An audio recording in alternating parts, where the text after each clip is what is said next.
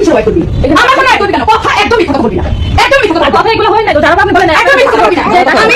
ভাই গো ভাই, বিন্দিয়া সাজঘরে এবার তো দেখি থাপড়াথাপড়ি লেগে গেল। হ্যাঁ ভিউয়ার্স, প্রমোশনের কাজ করে আখি যে বিন্দিয়া সাজঘরে, সেই সাজঘর থেকেই কিন্তু 1,50,000 টাকা চুরির ঘটনা ঘটেছে। আর এরপরে রীতিমতো ভিডিওর ভিতরে লেগে যায় বিন্দিয়া আপুর সাথে সেই মেয়ের থাপড়াথাপড়ি।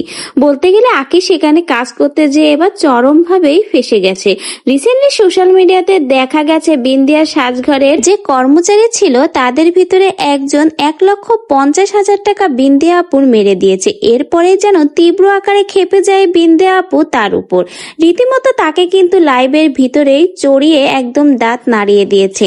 কর্মচারীদের উপর যে এবার তীব্র আকারে ক্ষেপে গেছে বিন্দিয়া আপু, তা কিন্তু তার এই বিহেভ দেখলেই বোঝা যায়। অনেকে বলছে একটা দরিদ্র মেয়েকে এভাবে মারধর করা একদমই উচিত হয়নি, আবার কেউ কেউ বলছে চুরির সঠিক শিক্ষা দিয়েছে।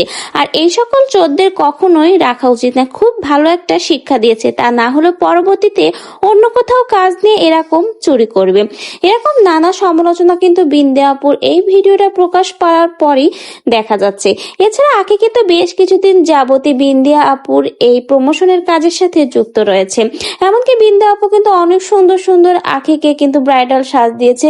বলতে গেলে বিন্দিয়া সাজঘর থেকে কিন্তু আখির অনেক সুন্দর সুন্দর নতুন লুকই ক্রিয়েট করেছে, প্রত্যেকটা লুকে কিন্তু চমৎকার হয়েছে। কিন্তু হঠাৎ করে বিন্দিয়া সাজঘরে এরকম একটা ঘটনা ঘটে যায়, আসলেই কিন্তু প্রত্যেকে এই ঘটনা নিয়ে বেশ চিন্তিত, কারণ এই সকল মানুষের জন্যই কিন্তু এই বিজনেস গুলো নষ্ট হয়ে যায়। তো বোঝাই যাচ্ছে বিন্দিয়া আপু কিন্তু তার কর্মক্ষেত্রে, মানে যেখানে সে কাজ করে, এই বিন্দিয়া সাজঘরে অনেক কষ্ট করেই তার একটা প্ল্যাটফর্ম তৈরি করেছে। সেখানে এরকম চোর ছেঁচড়ার জন্য সে কিন্তু প্রচুর পরিমাণ রেগে গেছে এবং তীব্র ক্ষোভও প্রকাশ করেছে সেই চোরের উপর। রীতিমতো যেরকম থোবড়া ভাঙিয়ে মার দিয়েছে, ঠিক তেমন কিন্তু তাকে কিন্তু একদম মুখ খারাপ করে ধুয়ে দিয়েছে।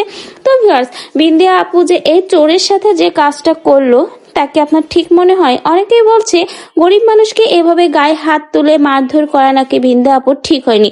আবার অনেকে বলেছে যা করেছে ঠিকই করেছে, চোরের একদম উচিত শিক্ষা দিয়েছে। তো বেশ, আপনাদের কাছে কি মনে হয়, আসলে বিন্দিয়া আপু এই মেয়ের সাথে যা করেছে সে কি আদেও ঠিক করেছে?